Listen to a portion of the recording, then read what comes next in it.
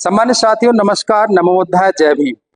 बीएस3 संघ के YouTube channel में आपका हार्दिक स्वागत है। आज हमारे साथ मौजूद हैं बीएस3 संघ के राष्ट्रीय लीडर माननीय प्रोफेसर एस.के. गौतम जी। तो हम माननीय एस.के. गौतम जी से पूछना चाहेंगे कि ये जो बीएस3 संघ है, तो इसमें आपका मेन उद्देश्य क्या है? तो चलिए जी, एस.के. गौतम जी, आपका हार्दिक स्वागत है। तो आप बीएस3 संघ में राष्ट्रीय लीडर भी हैं, तो इस संघ का मेन उद्देश्य क्या है? बहुत बहुत साधुवाद, बहुत बहुत धन्यवाद। सबसे पहले तो मैं बीएस3 संघ के यूट्यूब चैनल की तरफ से सभी देशवासियों को बहुत बहुत मंगल कामनाएं देता हूँ। और भारतीय संरक्षण सेवा संघ यानी बीएस3,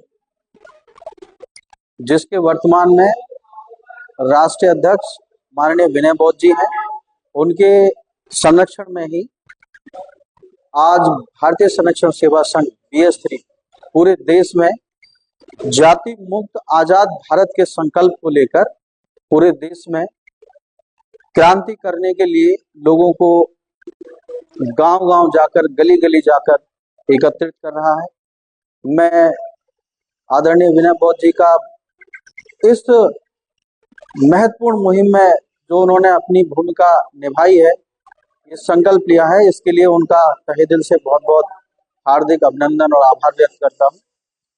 मैं भारतीय संरक्षण सेवा संघ बीएस3 का राष्ट्रीय लीडर होने के नाते मैं सभी देशवासियों को ये आश्वस्त करता हूँ कि बीएस3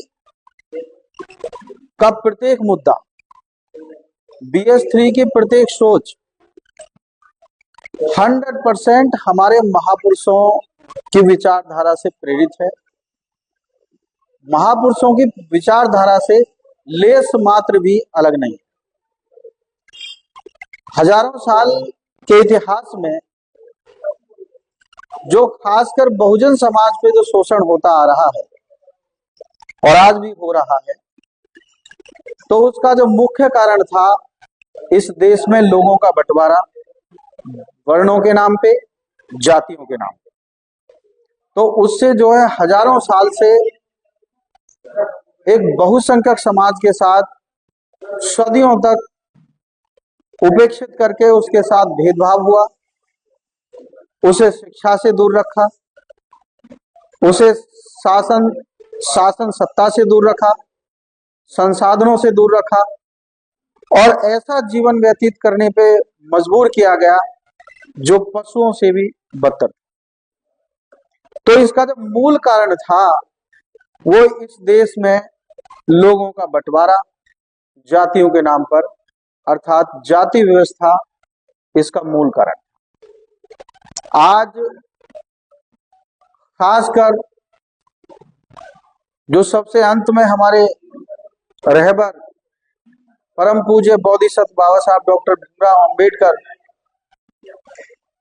जिन्होंने भारत के संविधान की संरचना की, अहम महत्वपूर्ण भूमिका भारतीय संविधान के निर्माण में उनकी रही।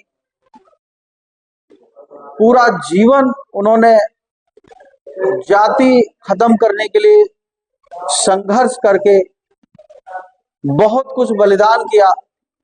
यहाँ तक कि जातियों को खत्म करने के इस आंदोलन में उन्होंने अपने बच्चों तक की कुर्बानी दी, अपनी वाइफ पत्नी की कुर्बानी दी, अपना स्वास्थ्य खराब कर लिया और समय से पहले ही वो इस संसार को छोड़कर तो वो विदा हो गए।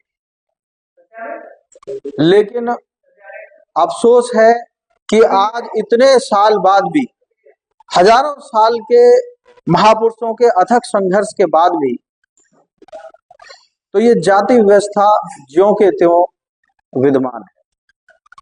तो इसकी हमें पीड़ा है। भारतीय संरक्षण सेवा संघ उन्हीं महापुरुषों के इस कारवा को आगे लेकर चल रहा है और भारतीय संरक्षण सेवा संघ बीएस3 ये जान चुका है कि जाति केवल एक व्यावहारिक बुराई नहीं। अगर ये व्यावहारिक बुराई होती तो संत कबीरदास जी, शिरोमणि संत रविदास जी, राष्ट्रपिता महात्मा ज्योतिबा फूले, परम पूज्य बोधिसत्व बाबा साहब अंबेडकर, ये जितने भी महापुरुष हजारों साल तक जिन्होंने संघर्ष किया, तो अगर व्यवहारिक बुराई होती तो आज तक ये व्यवहार में चली गई होती। लेकिन BS3 के राष्ट्र लीडरों ने जब गहन अध्ययन किया तो निष्कर्ष पर निकले, ये निष्कर्ष पर पहुंचे कि ये केवल व्यवहारिक बुराई नहीं है, ये व्यवहारिक बुराई के साथ साथ पहले भी आधिकारिक बुराई थी और आज भी आधिकारिक बुराई है। जब तक हम जाति को व्यवहार के साथ साथ आधिकारिक अभिलेखों से संपूर्ण नष्ट नहीं करा देंगे, तब तक सदियों सदियों तक इस देश से जाति व्यवस्था का खत्म होना नामुमकिन है।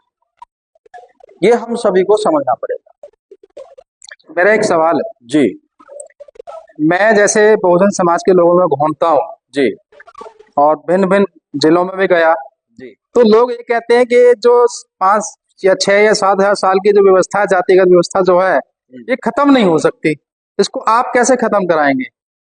जी जी देखिए, ये इतने हजारों साल तक व्यवस्था खत्म इसलिए नहीं हुई कि इसके बारे में एक गलत भ्रांति जो है लोगों के मन में डाल दी गई कि ये जाति व्यवस्था ईश्वरीय देन है, यानी ये मानव निर्मित ना होके ये किसी भगवान के द्वारा बनाई गई है, ये ईश्वर के द्वारा बनाई गई। लेकिन जैसे ही इस देश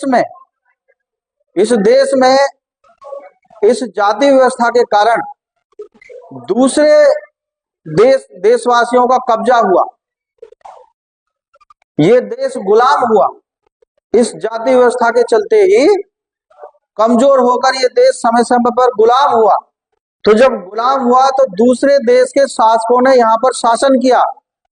तो जिस समाज को अध्ययन से दूर रखा गया था, पढ़ाई लिखाई से दूर रखा गया था और जिसे ये मूर्ख बनाया गया था कि ये ही दुनिया है इतनी छोटी सी, और इस दुनिया में आप लोग जो हो वो एक जाति विशेष के हो और इस जाति विशेष को ईश्वर ने बनाया है। तो जैसे ही दूसरे लोगों का यहाँ कब्जा हुआ तो उन्होंने उन लोगों के लिए भी शिक्षा के द्वार धीरे धीरे खोलने शुरू कर दिए।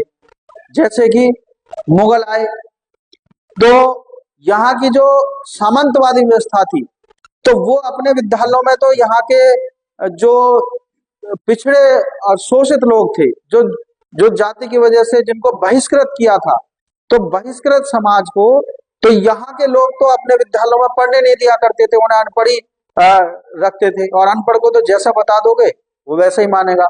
लेकिन जैसे ही बाहर के मुल्कों के लोगों ने यहाँ पर कब्जा किया तो उन्होंने अपने शिक्षण संस्थान जब खोले तो वहां पे कोई भेदभाव नहीं था, वो तो मनुष्य को एक समान समझते थे। तो उनके संस्थानों में किसी ना किसी रूप में जब थोड़ा थोड़ा ये लोग पढ़ने शुरू कर गए तो इनको जानकारी हुई।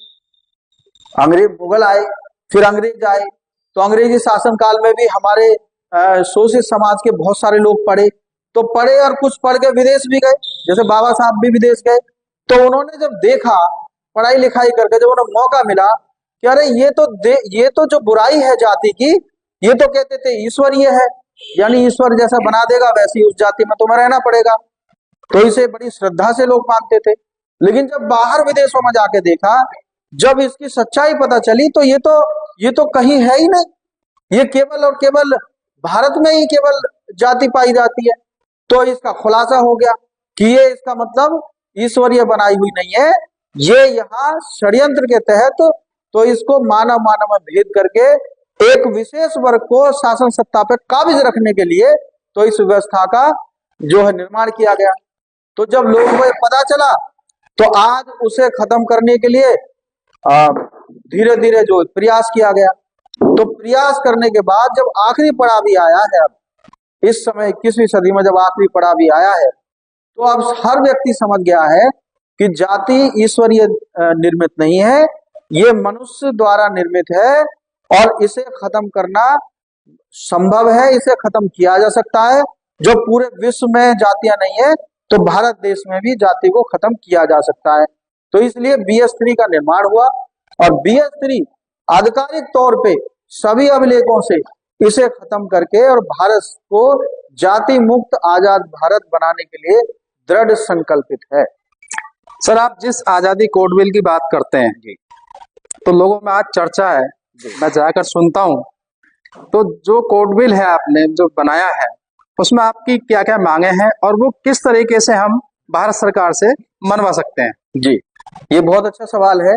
आजादी कोड बिल बनाने का जो उद्देश्य है वो बड़ा स्पष्ट है। देखिए, इस देश में 6,747 से भी ज्यादा जातियां हैं।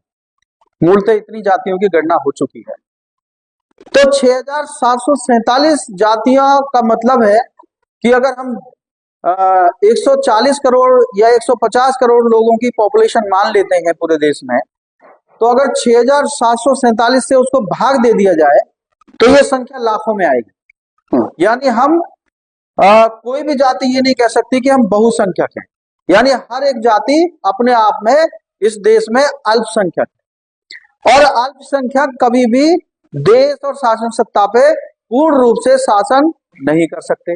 यानी उसे एक दूसरी जाति का सहारा लेना ही पड़ेगा।